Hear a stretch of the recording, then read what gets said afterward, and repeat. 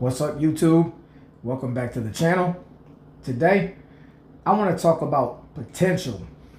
The potential I see in a specific WWE superstar on the women's roster. I have seen this same kind of potential when she was an NXT star on the rise. And that superstar is none other than Raquel Rodriguez, formerly known as Raquel Gonzalez in NXT. Now, when she was in NXT, I felt her potential really kicked off when she was feuding with Rhea Ripley. She later went on to chase the NXT women's title and had a match with Io Shirai, where Io Shirai really brought out the best in her. And in my opinion, that's where Raquel became the star. This is when she became NXT Women's Champion. I thought she had a really nice run with the gold, even though she eventually dropped that to Mandy Rose, with some help from some interference, of course, from Toxic Attraction. She was called up not much longer after that to SmackDown. And what I liked about that is she actually brought her NXT theme music with her. I think that was her best thing, the one that she used in NXT. Now it changed to this one called, I think it's called trap music or something like that, because of the pose she does, and I don't care for this new theme that she uses. I think it might have switched again since she's been with Judgment Day. She maybe comes out with the Judgment Day theme. But I personally think that the theme she had in NXT made her sound more like a badass. Now, the thing about when she was called up to SmackDown, I just felt like she wasn't doing very much, aside from really putting over Ronda Rousey and some of the other female superstars. I mean, yeah, she did have a short run as tag team champion with Aaliyah, but that was really nothing to brag about, honestly.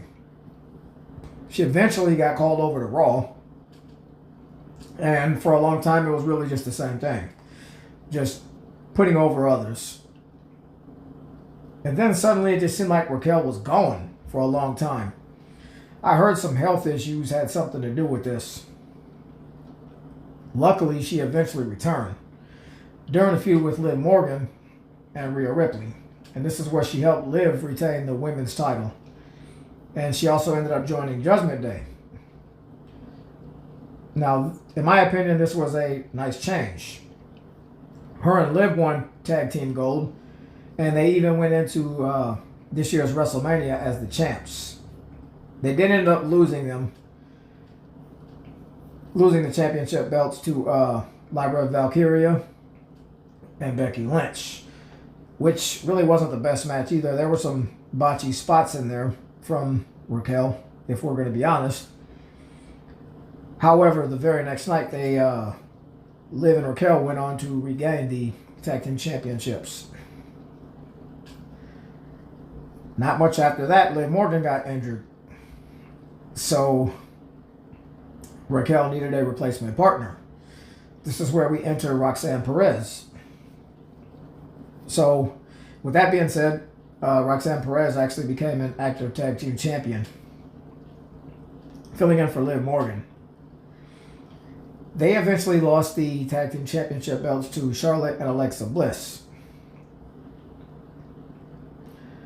Now, this is where I really think Raquel's potential slowly started to rise on the main roster, specifically on Raw. There was some criticism that came from, of all people, Kevin Nash. That criticism went toward Raquel. And she took this criticism serious. It was to use her like bigger size as an advantage. And no, I don't mean big as in fat, because Raquel looks fantastic. She always did. There's no doubt about that. You know, the thing is, ever since Kevin Nash gave her that advice, I've seen her sell moves so much better. And I've also seen her be a lot more confident in the ring. The match that she had with Lyra Valkyria, last week on Raw was excellent.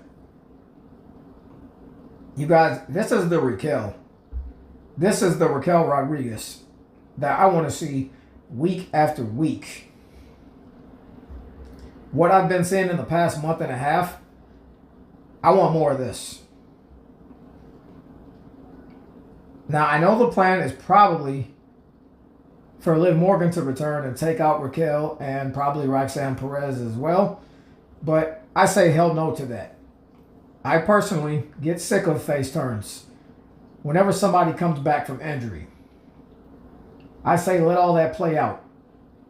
And if this is the Raquel that we're going to get week after week, let Raquel be the one to break away. Let Liv stay a heel and give Raquel that slow rise to a face turn. She's already got the look, so I mean, it's believable. She looks like she could dominate if she wanted to. She doesn't even need great mic skills, in my opinion. You know, you don't always need that. Let her aggression do the talking. I say let's keep this going, and let's give this woman her flowers. Some say she'd be a great women's intercontinental champion. But I say F that. Y'all can run this Becky Lynch and AJ Lee thing for quite a while. As far as that goes, I say build Raquel up for a women's world championship. It worked just fine in NXT. So let's make it happen on the main roster. I don't know if I trust Triple H to really run with this idea, but I'm just letting you know what I would like to see happen. I really think this is the route they should go, especially if she keeps up this momentum. What do you all think? Do you agree with me? Let me know in the comments. And, you know, if you like what I have to say, go ahead and hit that like button and please subscribe. I'll catch y'all on the next one.